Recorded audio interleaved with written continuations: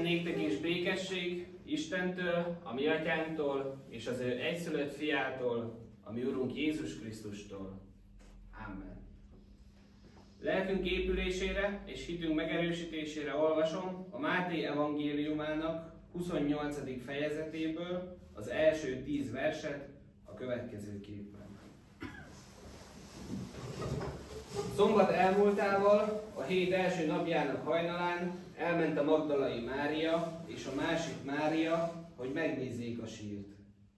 És íme nagy földrengés támadt, mert az Úr angyala leszállt a mennyből, és odalépve elhengerítette a követ és leült rá.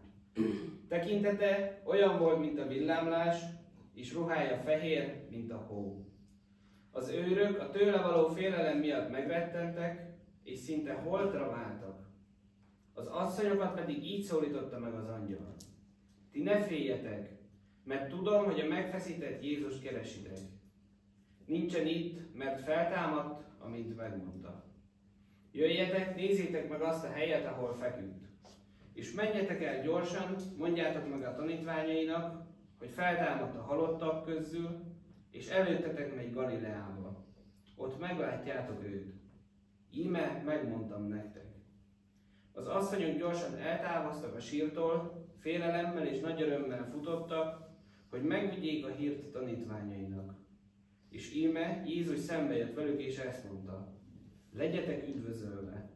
Ők pedig odamentek hozzá, megragadták a lábát, és leborultak előtte. Ekkor Jézus így szólt hozzájuk: ne féljetek, menjetek el, adjátok hírül testvéreimnek, hogy menjenek Galileába, és ott meglátnak engem. Istennek áldása legyen az ige hallgatásán, befogadásán és megtartásán. Imádkozzunk! Mennyi atyánk a Jézus Krisztus által! Húsvét ünnepében dicsérünk hálaadással, mert adtál nekünk szent lelket tanításunkra, vigasztalásunkra, bátorításunkra, és mindenre, ami élet, üdvösség. Lelked által tudjuk, hogy ki vagy, teremtő Urunk, gondviselő Atyánk, megváltó Istenünk, és megszentelő jótevőnk. Lelked erejével építesz és gazdagítasz bennünket napról napra, és emlékeztetsz arra, hogy a mindennapi kenyér, mindennapi egészség, mindennapi békesség, kegyelmed ajándéka, mint a te jó téteményed. Lelked tanít minket arra, hogy megismerjünk téged, és magunkat te benned. Valljuk, hogy bűneink miatt alkalmatlanok vagyunk a veled való közösségre, de tudjuk, hogy megváltottál bennünket. Kérünk, tekints most is fiad érdemére, és add nekünk ajándékú jelenlétedet. Áld meg együttlétünket, fiad nevében kérünk. Amen. Készüljünk az ige hirdetésre énekszóval, énekeljük a 172. énekünket. A 172. ének így kezdődik: szűkölködünk nagy mértékben.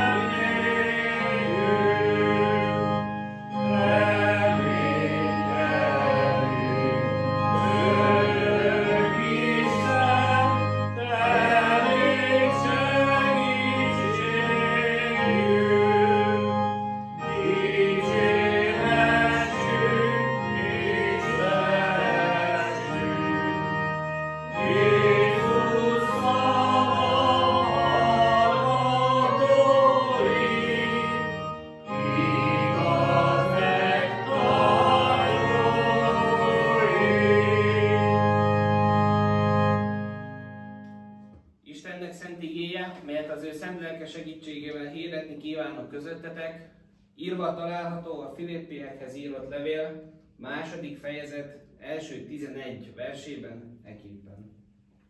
Ha tehát van vigasztalás Krisztusban, ha van szeretetből fakadó figyelmeztetés, ha van közösség a lélekben, ha van irgalom és könyörület, akkor tegyétek teljessé örömömet azzal, hogy ugyanazt akarjátok, ugyanaz a szeretet legyen bennetek, egyet akarva, ugyanarra törekedjetek. Semmit ne tegyetek önzésből, se hiú dicsőségvágyból, hanem alázattal különnek tartsátok egymást magatoknál, és senki se a maga hasznát nézze, hanem mindenki a másokét is.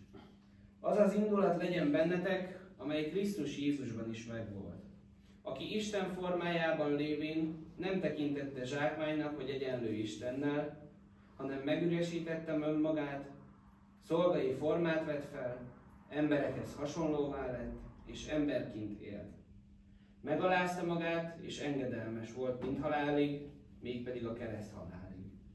Ezért fel is magasztalta őt Isten mindenek fölé, és azt a nevet adományozta neki, amely minden névnél nagyobb, hogy Jézus nevére minden tér meghajoljon, mennyieké, földieké és föld alattiaké.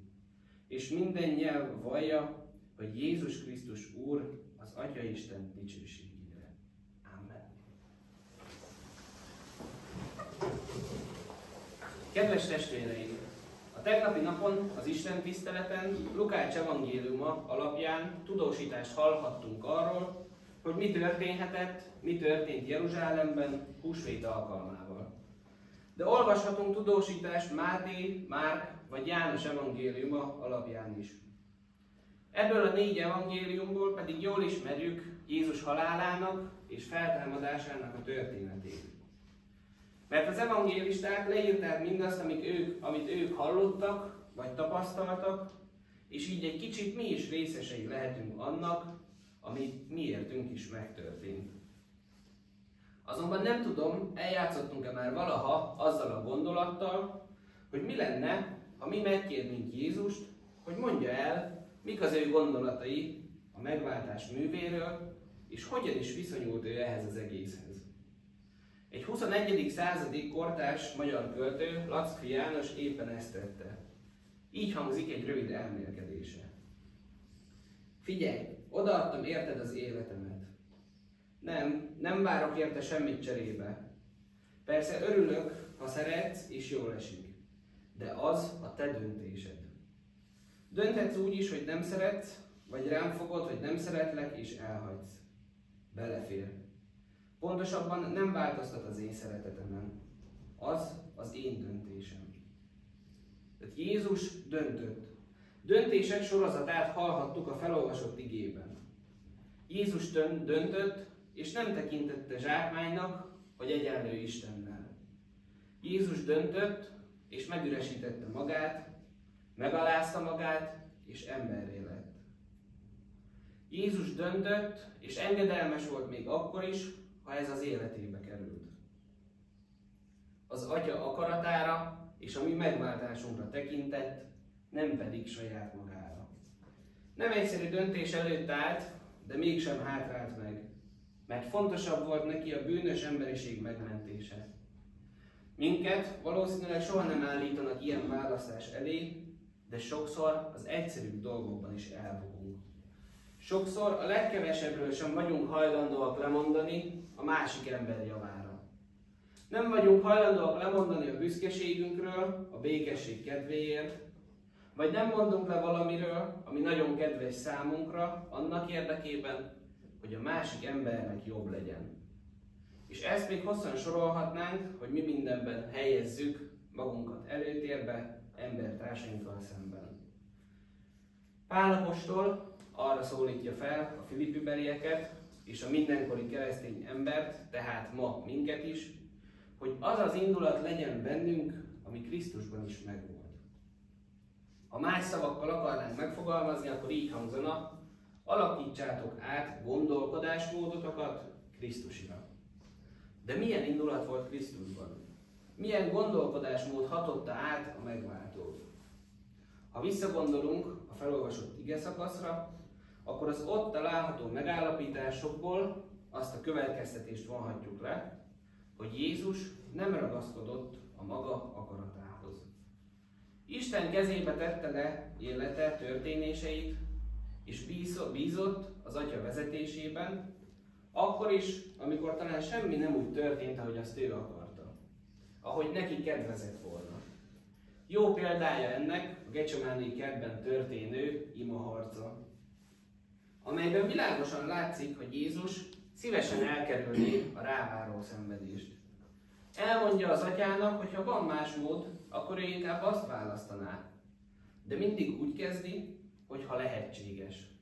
És úgy fejezi be, hogy ne úgy legyen, ahogy én akarom, hanem ahogyan te. Itt Jézusban az az indulat volt, ami az atyában.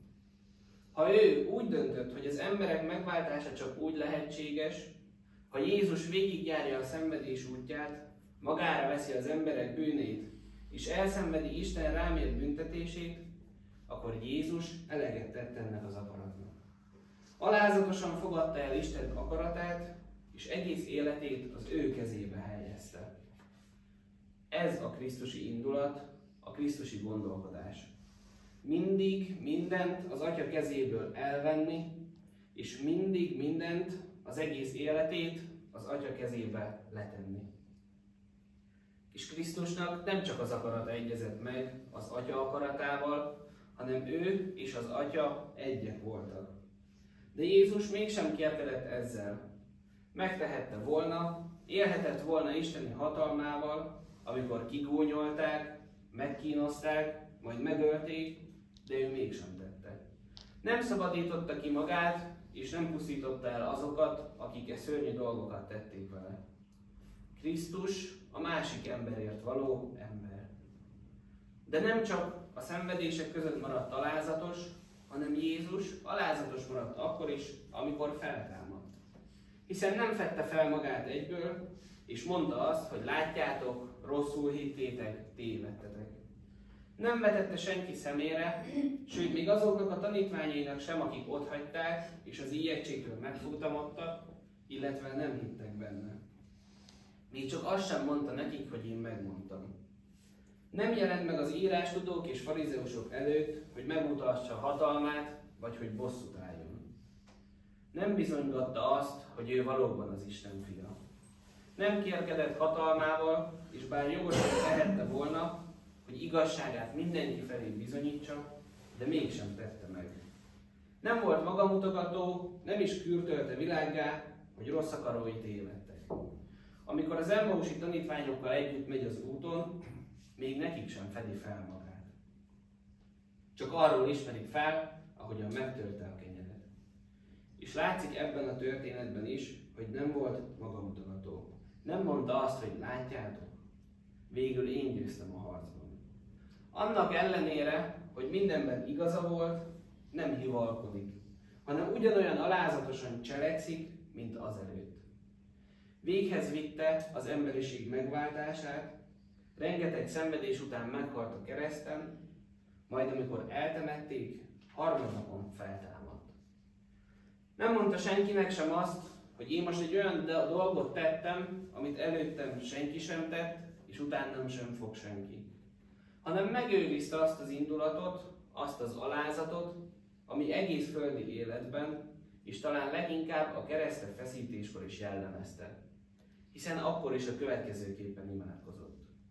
Uram, bocsáss meg nekik, mert nem tudják, mit cselekszenek. És bennünk, kedves testvérek, milyen indulat lakozik? Milyen indulat van bennünk úgy általában, vagy milyen indulat jellemez minket ebben az ünnepben? A krisztusi indulat tölti be az életünket, vagy valami teljesen más? Ha számba vesszük az életünket, akkor rá kell döbbenjünk, hogy nagyon sokszor nem jellemez minket krisztusi indulat, ellenben nagyon jól fellelhető életünkben a harag, a kétség, a hitetlenség, az aggodalmaskodás, a gyűlölet, a bosszúállás, türelmetlenség, és még rengeteg gonosz indulat és gondolat. Az az igazság, hogy magunktól nem is vagyunk képesek másra, hiszen ha Isten nincs az életünk középpontjában, és Krisztus nem él bennünk, akkor hogy is lehetne a mi gondolkodásmódunk, az indulatunk Krisztusé? Gondoljunk csak Péterre. Jézus elfogadásakor, amikor még nem értette, hogy miért történik mindez, amikor még nem történt meg a feltámadás, eluralkodtak rajta az indulatok, és haragjában levágta egy katona fülét. Később pedig a félelem uralkodott el rajta, féltette saját életét, és 3-szor tagadta meg mesterét, pedig megígérte, hogy a halálban is kitart mellette, ha kell. Az ember azonban Krisztus nélkül gyenge. És egy kép jutott eszembe, amely virágvasárnapon lett nagyon népszerű, többen közzé is tették, és biztos vagyok abban, hogyha elmondom, mi szerepel ezen a képen, sokak számára ismerős lesz. 2 szamár áll egymás mellett a képen, és alatta egy szöveg található a következőkkel. 2 szamár sétált Jeruzsálembe, amikor az egyik megszólalt. Tegnap Jézust vittem a hátamon, és az emberek énekeltek, és kiáltoztak elém. Dobálták a ruháikat, hogy azon járjak. Ma pedig még rám se hederítenek. Mire megszólal a másik szamár. Ez már csak így van, barátom. Jézus nélkül semmik sem vagyunk. A húsvét örömüzenete azonban számunkra, hogy nem vagyunk egyedül. Nem vagyunk Krisztus nélkül. Az Úr Jézus feltámadt. Megdicsőítette őt az Atya, ahogyan hallottuk az igeolvasás során. Ez a feltámadás volt az Atya válasza a sok gúnyolódásra, meggyalázásra és kínzásra, amit az ő egyszülött fiával tette. Ez volt az Atya válasza az ember hitetlenségére, arra, hogy nem hittek Jézusban, sőt a halálát csődnek fogták fel. Nem látták benne Isten munkáját és akaratát. Örülhettek a farizeusok és Jézus ellenségei, hogy végre a keresztre feszítéssel pont került Jézusnak, ennek a hírtanítónak az életművére.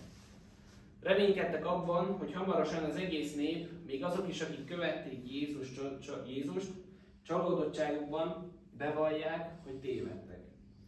De ekkor jön a válasz, és Jézus nem marad a sírban. Ezáltal pedig az ember nem marad egyedül. Nem hagyta el a bűnös embert az Isten, sőt épp most a feltámadás által jött egészen közel az emberhez. Krisztus feltámadása visszahozza a reményt, a fényt a nagypénteki sötétségbe és kilátástalanságba.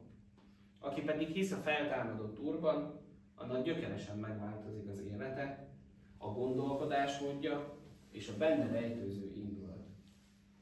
Visszautalnék most Péterre, akiről már említettem, hogy amikor Jézust elfogták, annyira félt és féltette az életét, hogy inkább megtagadta az Urát, aztán gondoljuk csak végig, hogy később ő maga is vértanú lesz. Krisztus minket is fel akar támasztani lelki sötétségünkből, lelki halálunkból, hogy megváltoztathassa az életünket, a gondolkodásmódunkat és értékrendünket. Új életre akar hívni minket, boldog háladással tekintsünk Krisztusra, aki helyet készített számunkra. De ha hiszünk a feltámadott Úrban, akkor soha nem fogunk elbukni. Nem győznek bennünk többé az emberi indulatok? Sajnos de Krisztus azért tudott olyan krisztusi maradni, mert szüntelenül figyelt az Atyára. Szüntelenül kapcsolatban volt vele. Ő pedig vezette és bátorította a legnehezebb pillanatokban is. Az ember akkor lesz indulatos, akkor gerjed észtelenül haragra, vagy akkor cselekszik meggondolatlanul, ha leveszi tekintetét az Uráról.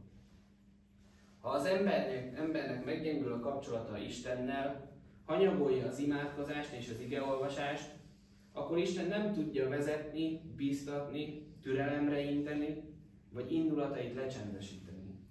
Ha pedig néha magamban nézek, azt látom, hogy ha meggyengült a kapcsolatom Istennel, akkor azt is látom, hogy meggyengült a kapcsolatom az emberekkel.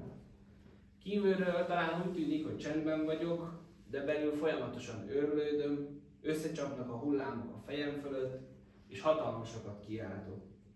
Ez pedig kihat a kapcsolataimra, a dolgaimra, a teendőimre, és bár a feladat az elvégzésre kerül, viszont a lelkiség vagy a lelkesedés talán elmarad.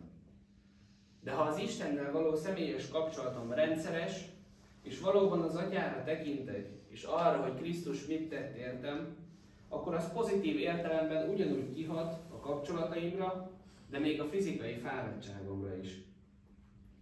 Olyankor pedig már nem csak elvégzem a a feladatokat, hanem lelkesedtem is azért, hogy valamit tehetek, hogy hasznos dolgot végezhetek.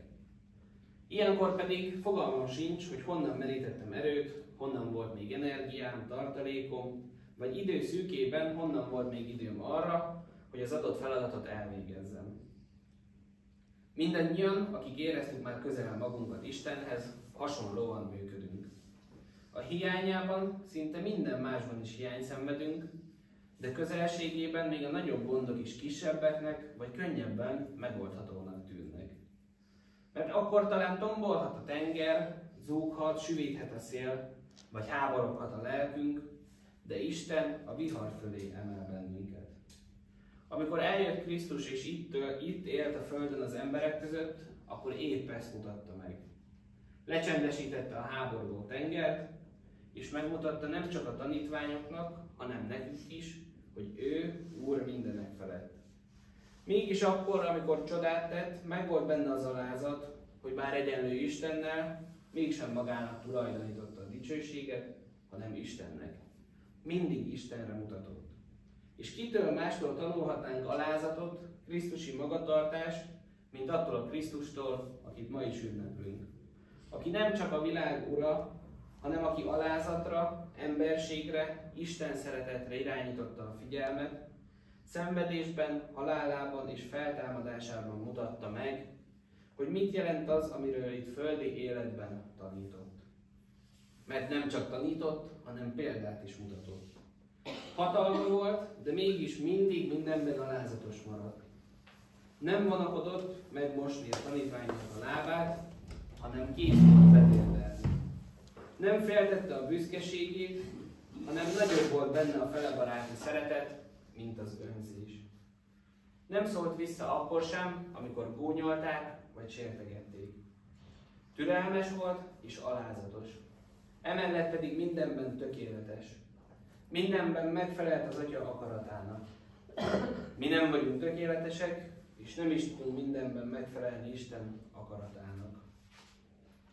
De lehetőségünk van próbálkozni, lehetőségünk van alázatot gyakorolni, lehetőségünk van hozzámenni, és lehetőségünk van arra, hogy személyes kapcsolatot ápoljunk vele. De arra is, hogy bocsánatot kérjünk, hogy visszatérjünk hozzá, és újra kezébe tegyük életünket, kérve és várva a megújulást. Krisztusban Isten kegyelme jött közel hozzánk, merjünk bízni, és merjük követni a feltámadott Urat, ne csak ezen az ünnepen, hanem az életünk minden napján. Amen. Imádkozzunk! Mennyi Atyánk, köszönjük igédet, amely megvidámít, éltet, bátor szívet ad. Megvalljuk, hogy magunkban kevés a bölcsességünk az élethez, mert elménk megromlott a bűn hatalma alatt, és nem tudunk különbséget tenni jó és rossz között. Könnyen megtéveszthetők vagyunk, ezért kérjük, hogy Te vezess, mint pásztor, az oktalan juhait. Kérjük, őrizd lépéseinket, gondolatainkat. Áraszd ki ránk is szent lelkedet, az igazság lelkét, hogy megismerjük és szeressük azt sokkal inkább, mint a magunk igazságát. Segíts jó döntéseket hozni. Téged nem kihagyni hétköznapi dolgainkból, mert akkor az igazságot hagynánk ki. Tanácsold azt, aki útmutatásodra vágyik. Vigasztald a gyászolókat, gyámolítsd a támasz nélkülieket, munkáld bennünk az életet, és köszönjük, hogy ezt a készségesen meg is adod ígéreted szerint. Amen. Mondjuk el közösen az Úrtól tanult imádságunkat. Mi Atyánk, aki a mennyekben vagy, szenteltessék meg a Te neved, jöjjön el a Te országod, legyen meg a Te akaratod, amint a mennyben, úgy a földön is. Mindennapi kenyerünket add meg nékünk ma, és bocsáss meg a vétkeinket, miképpen mi is megbocsátunk az ellenünk vétkezőknek. És ne vigy minket kísértésbe, de szabadíts meg a gonosztól, mert Tiéd az ország, a hatalom és a dicsőség mindörökké. Amen. Az Úr Jézus Krisztus kegyelme, az Istennek szeretete és a Szentlélek közössége legyen mindnyájatokkal.